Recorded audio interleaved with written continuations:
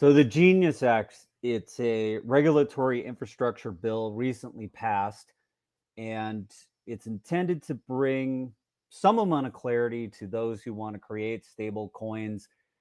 It's got kind of a funny name because I remember during the campaign that Donald Trump referred to himself as a stable genius. And I believe there was other legislation that might have been introduced that required people to have a medical exam and a bunch of other stuff. So they're clearly riffing on this whole when Donald Trump referred to himself as a stable genius. And this bill itself is kind of in some ways self-referential, mocking Donald Trump, but at the same time paying lip service to him.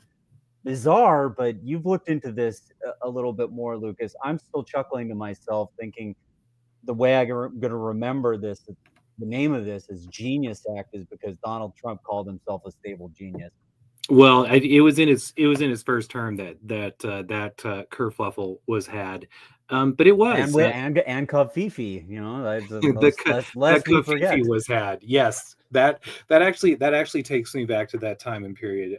As I Every I chuck time there's something like that, Donald Trump at least has the savvy to lean into it instead of trying to walk it back. He's just like, "Oh yeah, I meant to say that. That's of course what I was trying to the, I well and but this was the working title of this act, or what it was referred to before it became the Genius Act, was the Stable Act. So um, I certainly think this was part of the tongue in cheekness that the Republicans on Capitol Hill have been engaging in.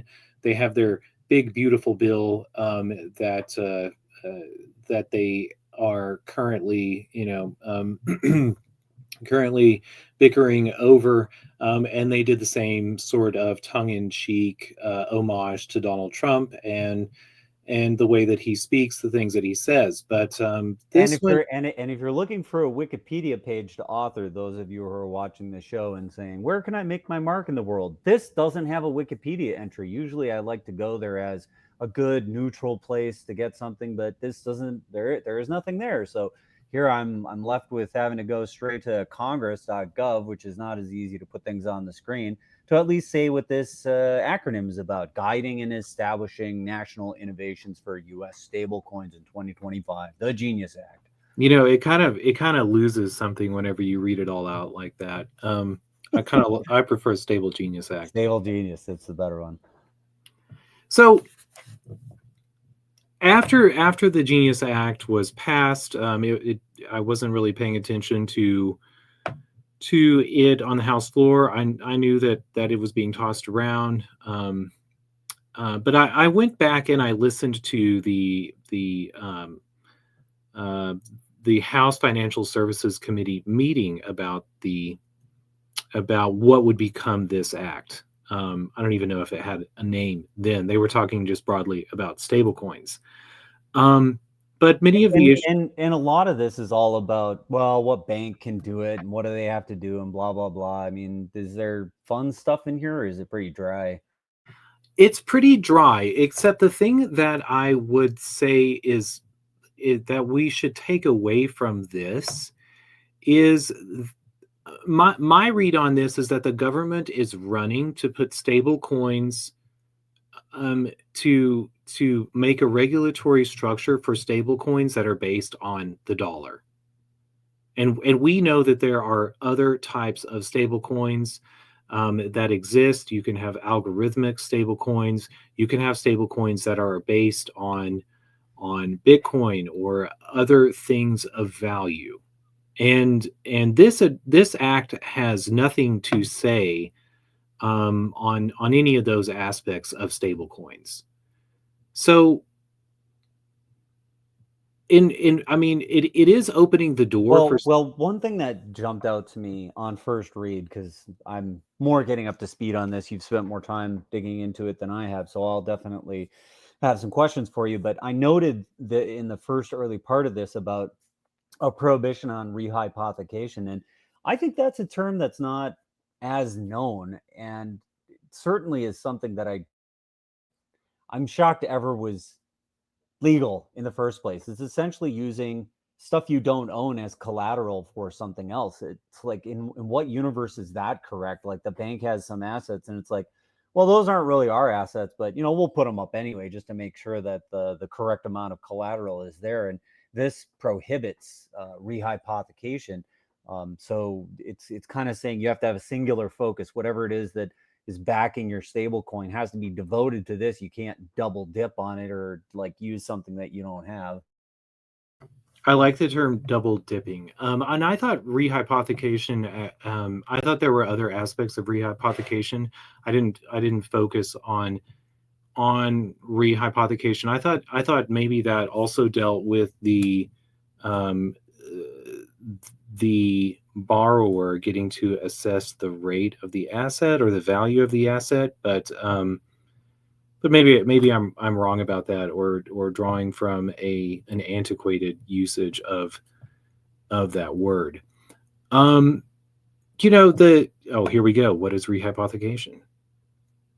Um, Assets posted as collateral by their clients. Ah, yes. I mean, crime. That's what I would call this. It's like, what is rehypothecation? Crime. You use an asset which is not yours to back something which has nothing to do with your other client. I can't imagine why this has a word in it other than straight to jail. But there you go. This is specifically prohibited via the Genius Act. The thing that comes to mind is, do algorithmic stablecoins factor into this bill?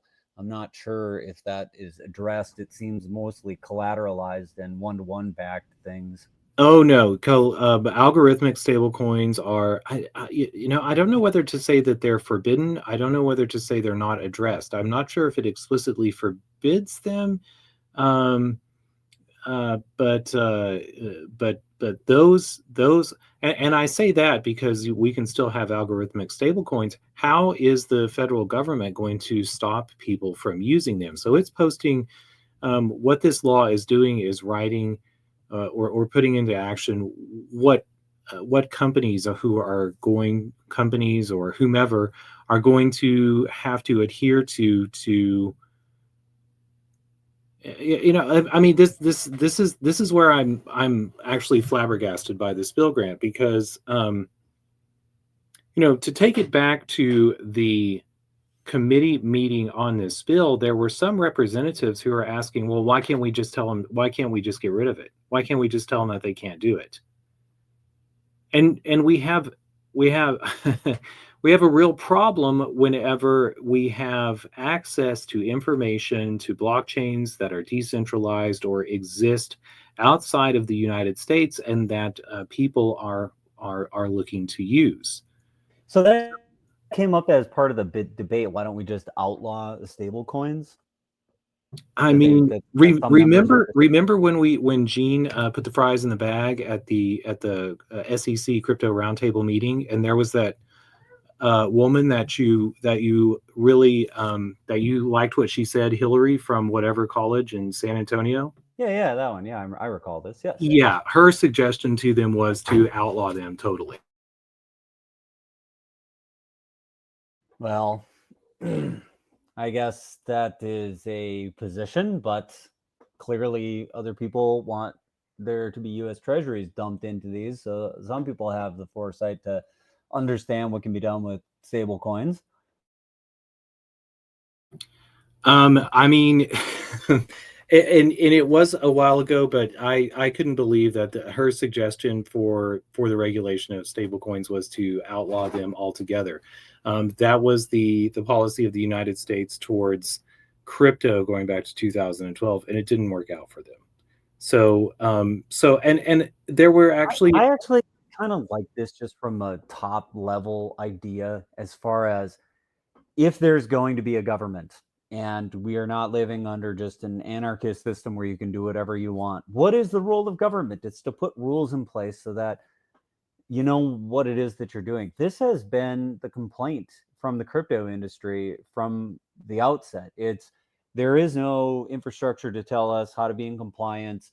It was the whole thing under Gary Gensler where he would say, "Hey, come in and make sure that you're in compliance." And it was just a lot of compliance through litigation and through finding of fault and dragging people before courts where rules weren't well established. So as far as Congress taking a stab at trying to put something in place, I mean, kudos for at least taking a shot at it, because what the crypto industry was living under before was just chaos, because it was trying to apply the Howey test, and very dubiously so. At least now there's something that Circle and everybody else can live underneath.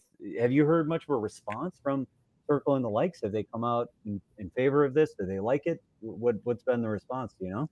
Well, before we go there, I think this is like we touched upon something that our legislatures are learning the hard way, and that is that you know, with the decentralization of a private money like Bitcoin being introduced into the world, it began to question this ability of governments to say no. And this was something that was understood in a world at the time of the introduction of the SEC, and it speaks to the nuance as to why their rules are structured in such a way that they are, which are with regards to disclosure. Um, and so this advent of the federal government thinking that it's in a position to tell people no um, is going to be tested, and and I mean, I've mentioned I've well I don't want to go there. This is so when we look at this bill, they are opening the door and trying to define the rules for the use of the dollar in stable coins. It seemed to me that they were very interested in opening the door for companies to begin to use stable coins. There was some nod towards the reduced rates or the lower transaction costs from using blockchains and crypto for stablecoins, which is going to impact things like MasterCard and Visa, I think, fairly heavily. But I also think that what we are going to see in the wake of this act are companies like, I want to say Bed Bath and Beyond, but I don't know if that exists anymore. But Barnes and Noble. I think it does. Does it still exist? It's still limping along. But and I say this too because going back to the House Services Committee, there was essentially two. The Republicans had their talking points, the Democrats had their talking points. Republicans wanted to increase access to financial transactions. They wanted to, give consumers options besides MasterCard and Visa, and they didn't talk about much else. The Democrats were worried about the abuse by large corporations when they have the ability to create their own stablecoins. And there was also discussion as to whether this was to be considered banks or money transmitters. And it seems that the concept of what they are going what carriers of stablecoins are going to be looking like, because they're forced to have a one-to-one holding, that they are looking at them in the model of money transmitters. And the Democrats, of course, also had their concern about their concerns about waste, fraud, and abuse. Those people perpetrating the waste, fraud, and abuse be the corporations who are using the stable coins, and Republicans, their concerns about waste, fraud, and abuse were about the existing corporations that were providing money services. So, long story short, when I was listening to this, it seemed to me like what the federal government was looking at was opening up the use of stable coins to American corporations and to American businesses. And there is a large place in a way that they hadn't been able to use them before, because we didn't have clarity about how much crypto could be used by corporations. Because it seemed like we've got companies buying Bitcoin. We've got companies interacting in the world of crypto. I mean, banks have been putting their toe in this water for quite some time. They're enabling the likes of Coinbase and Kraken to do on ramps and off ramps. I mean, the world has pretty much been doing this for a while. So you're saying that this provided more clarity to companies so that if they had desired to use stable coins in some fashion, that they can now do so in a way of like what, accepting payments, because they want to get out from under the thumb of Visa and MasterCard, get away from that 3%, 5% fee that everybody's been getting just absolutely destroyed on. I mean, absolutely. To me, that was the largest impact of it that was going to have. But I mean, we have these stable coins, one-to-one stable coins, USDC and Tether USDT. But I mean, rewind one. Where are those stable coin companies located? Not in the United States, and they may be purchasing U.S. treasuries or dollars to be backing their stable coins. But even when you described hypothecation earlier, I couldn't help but think back to accusations as to what might have been going on with USDC a couple of years. No, it was with USDT about whether they actually had the holdings that they said they did. This has been a critique of Tether for a long time, that they didn't have the assets that they said they did, that things might have been multiply pledged. So, I mean, this definitely puts Tether squarely in the crosshairs if they were acting inappropriately, which, many have said these were unfounded, and no one's ever been able to put together a compelling case that actually proved that Tether was doing the wrong thing, despite there being many rumors, many articles, whatever. They've never actually gotten themselves completely caught flat-footed on this. They've managed to dance their way through all these criticisms. It was Tether. Thank you for that. Well, regardless, now there's an alternative. There's an alternative future than a large stablecoin mirroring dollars to exist in the United States, and Tether and USDC may have sidestepped those whatever assumptions or accusations that are made by degens. But now the American public are going to have alternatives, and those alternatives are going to be companies who are playing the game. I also thought about Facebook, and Facebook had, what was it, Diem, their blockchain, Libra. I thought it was Diem, but maybe it was Libra.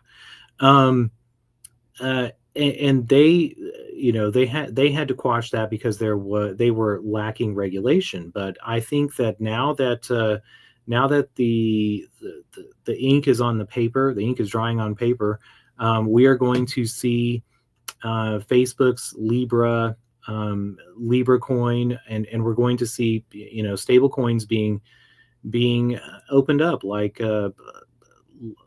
like loyalty cards, Barnes and Noble cards, whatever that looked like in the past for companies all across America.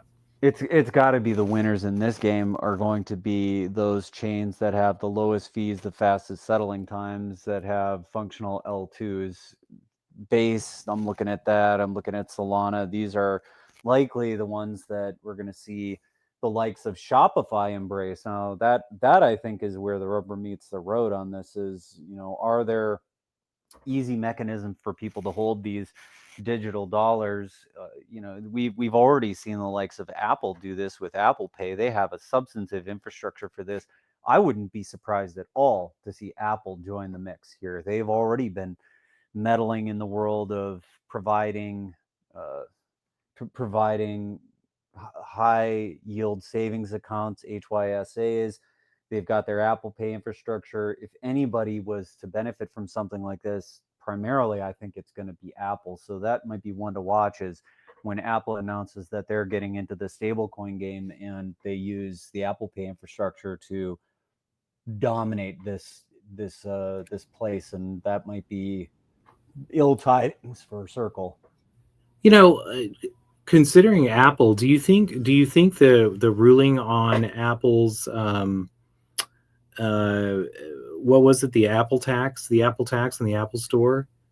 I think it's completely irrelevant. It's orthogonal. I mean, this is where Apple has managed to get themselves into the payment terminals of the likes of Stripe and all the different, when you go to your little kiosk and you buy your coffee or you buy something at your local retailer, Target or whatever, and you use that interaction, that RFID interaction, the tap to pay. Apple managed to get their standard adopted and put into all those terminals. So if you think about how this is actually going to play out, an issuer of a stable coin needs to have some mechanism for doing that. If you were to have an app that interacted there, I think it'd be very dubious to say that the Apple tax would apply and they'd be able to take their 30%. It's no different than any of the other apps that exist that allow you to do something similar to this. I'm looking squarely at Venmo and some other stuff. Apple doesn't take 30% of those revenues, and this would be no different. So no, I don't think this comes into play for Apple. I have to. The conspiracy theorist in me has to wonder if that got settled because there was some sort of pressure of we need this to be a simpler playing field for the likes of Apple if we're going to be opening other companies into the some sort of sphere of the practices that Apple, due to its marketplace, I think when had. we're in the world, I think when we're in the world of currencies, it's never been something that Apple tried to do. They're not trying to take 30% of the rake of everything that's happening. They said if you're using our app infrastructure to sell digital goods, we're getting a cut at that. That's been their position, and they lost on that one. I mean, this has been decided, so I just don't think it's going to come into play unless Apple's going to try and flaunt their nose at this and really get smashed. So I just doubt it. I don't think so. Well, I don't think Apple's going to do that. I'm thinking more in terms of the DOJ, the federal government, in thinking about how if they're opening up this sphere for more companies to be engaging in, and they decided to clamp down on some of the possibilities for what companies might be trying to go through in the future, and did so through clamping down on Apple. But that aside, I wondered what your thought was on that. What about with regards? Did you have an expectation that the Genius Act was going to allow for more than dollars in the backing of stablecoins, or is that a surprise to you? I'm not surprised by that because I think it's pretty hard to limit this stuff to just one. It essentially locks American companies out from a broader narrative. So I think it's right to do this because you want a basket, you want to be able to do multiple things. I'm thinking about the likes of our friends on Chia here that's creating the stable coin. They are using a basket, they are using XCH, they are using different types of assets, and I think there's enough people that were able to weigh in on this that they didn't just want this to be a one thing, especially if Bitcoin is going to be something that ends up backing some of these stable coins. You got to leave the door open for Bitcoin, which is clearly the darling of the Trump administration. Well, maybe the darling of the Trump administration. Maybe not. I think stablecoins might be, or meme coins No, might come be. on, come on. Of course it is. They said they're going to be buying Bitcoin. We've got multiple states. We've got senators that are clearly and squarely in the camp of Donald Trump that are talking about strategic reserves. That Bitcoin is the darling. We do not see them talking about ETH and Solana. This is not how it's working.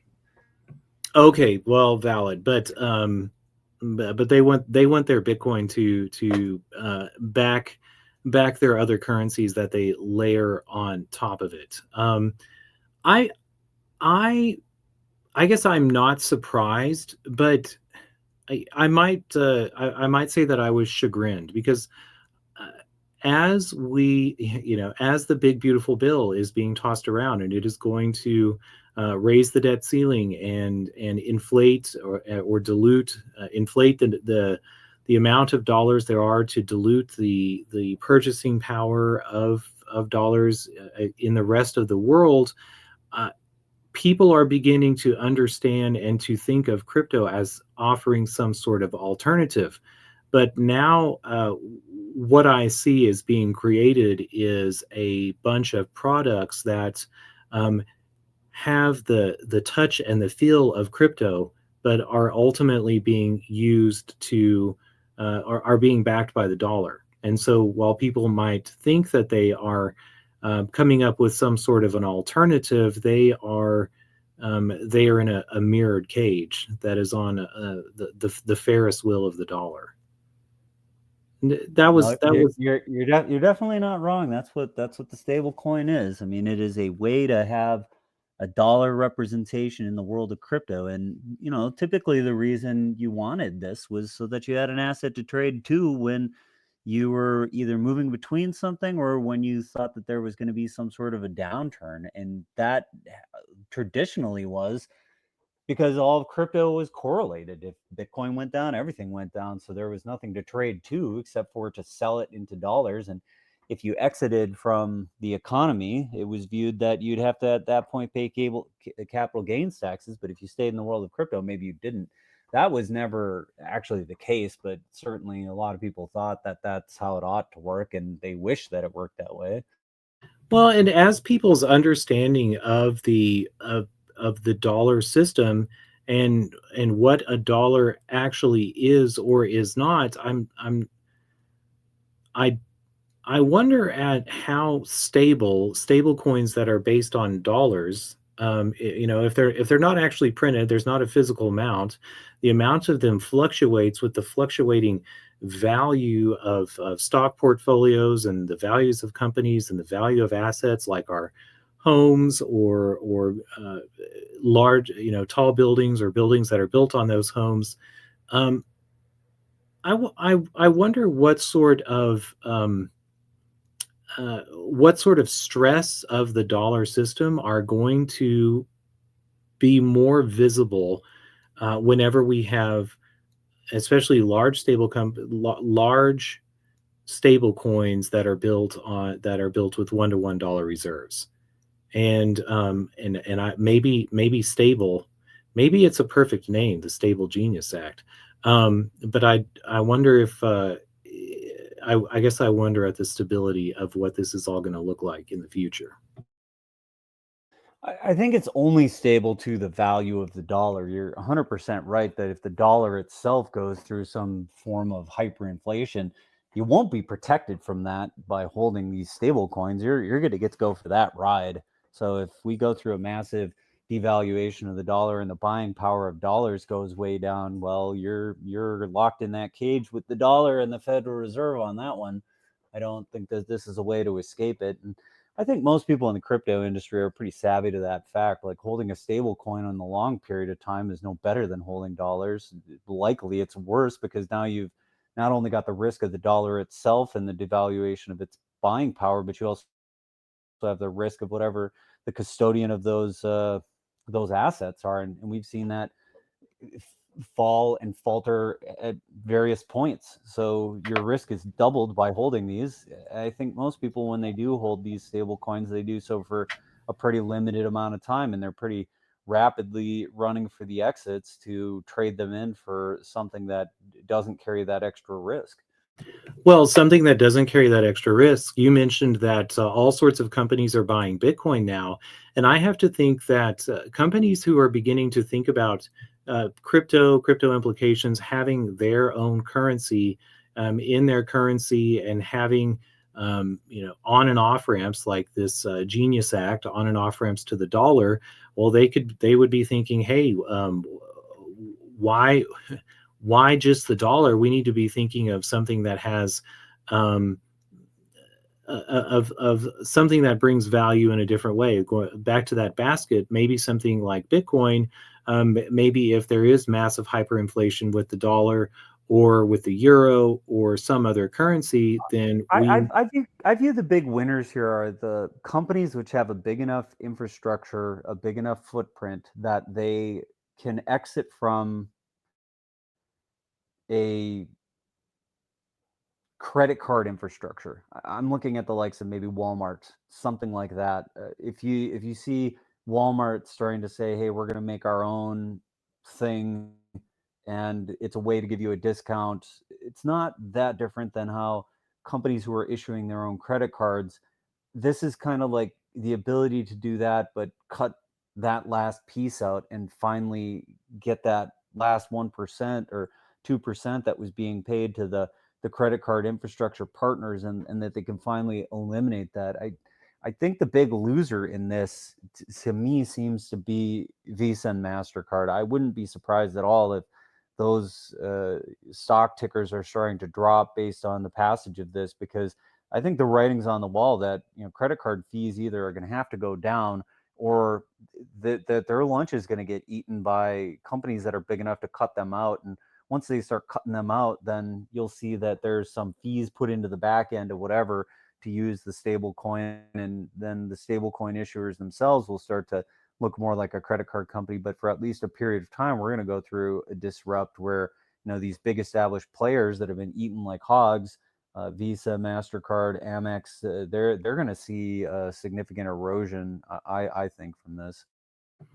I 100% in agreement with that. What do you think about the future of USDT and USDC? Are they going to move their headquarters to San Francisco, California, or to some little town in Arkansas? Well, now you got me wondering where Circle's actually located. I thought they were a U.S.-based company. Hold on a minute. Let me look that up. No, I think Circle is based out of Hong Kong. I'm pretty sure they are. And I'm pretty sure that they just recently opened up offices in El Salvador. Maybe they were thinking about moving their offices to El Salvador. I think they're based in the U.S. in Boston. Let's see if there's a Wikipedia article about Circle. No, they're based out of Hong Kong. I promise. And there is no Circle article. Trust me, bro. Wikipedia is falling apart. Oh, what is this? What is going on here? Issued by Circle Internet Group, and it is based out of where? Boston, Massachusetts. It was headquartered there. New York City. Sorry, you're wrong on that one. Not Hong Kong. You're thinking about something else. I think you're just thinking about a different stablecoin company. I think you're thinking about Tether. See, Circle. This, like, right here. See, Circle is founded Boston, currently headquartered in New York City. I'm gonna have to look into that. I mean, you got to revise the Wikipedia article then, because you're trying to get information. We'll see how long it lasts. I thought Circle was. No, it's Tether that you're thinking about. You keep thinking about Circle as Tether, but it's the other way. Well, this was also something that was brought up by, and I thought was a valid point, of the marketing of USDT and USDC using USD, and how that might be confused with an actual product of the Federal Reserve. Maybe they will have to take off their USD in the future and just be called Circle and Tether. But I swear I thought they were based out of Hong Kong. But whatever. If Wikipedia says it, it must be correct. Yeah, I think so. Circle, that was one of their claims to fame, is that they were a U.S.-based stablecoin issuer, and that was one of the reasons why they started to gain the traction that they did, because tied Tether was not, that they were based somewhere else, and Tether got dragged into the New York City financial court, which everybody seems to get dragged into at some point. But I don't think Tether is not based in the U.S., but Circle is. And that was something that they used to carve out a bit of the space for themselves until they got big enough. Okay. Well, color me surprised there. I thought they weren't, but still, it will be interesting to see how they fare, because they have had such large revenue with such a small company. And speaking of the price of Visa did take a big dump kind of right around the time when this was passing. So, as far as looking back on this and other people having a similar sense, I think that may be other people thinking that as well. You know, at the same time, or about the same time that the House Financial Services Committee was having this hearing on stablecoins, I remember the Senate Banking Committee was having a hearing on that they called the CEOs of the various credit card companies to come and do some splaining with regards to their rates, and they were shameless. They were absolutely shameless. So I think there's been a target painted on those credit card companies for quite some time, and and here we have stablecoins being introduced, and relate our financial relationships with the companies that we use every day are going to fundamentally change with that. So we might. I have an old credit card, a plate with the old carbon copy roller. Maybe I need to hold on to that for a couple of years so I can put it in a museum. Um, People won't know what credit card companies were someday. Those were the main points that I had with regards to. There are other, you know. Well, the only last thing to say about this, because I think it's important. This is not done. It's not signed into law. It did pass the Senate. It's got to go to the House, and it's also got to get signed by President Trump. Likely, I think it would get signed by President Trump. But with the way things are shaping up in Congress, I don't know. Thomas Massey is leading a revolt here, and maybe he takes issue with this. I think I wouldn't be surprised if Thomas Massey's kind of operating as the shadow Speaker of the House here in some sense, if he's able to muster enough resistance to block things that are happening. You know, he's at least acting as a foil to the current Speaker of the House, because you know I have my suspicions that the big beautiful bill is not going to pass because of what he's doing, and he may similarly throw a monkey wrench into this Genius Act. So we'll have to keep a close eye on the way the political winds blow. Well, you know, I love Thomas Massey. I love the stand that he's taking against the big beautiful bill and the reasons for which he's taking it. But I think that there are a lot of Democrats and a lot of Republicans that have reasons to support the Stable Genius Act. So I expect it to. Um, who knows what happens, or what the political calculus is on the Capitol Hill, but I expect it to pass, and but we'll see how it turns out. Okay, well, I think we've pretty well covered it. And if you're watching it, we'll definitely report when and if this goes before the House and passes, and if President Trump signs it into law. Now that there's some time to look at it, who knows? Maybe we'll go through a whole reconciliation process and another fight that's similar to what's going on with these other bills. But so far, passed one House and on its way to the U.S. House of Representatives. And with that, we'll see you on the next episode of FOMO.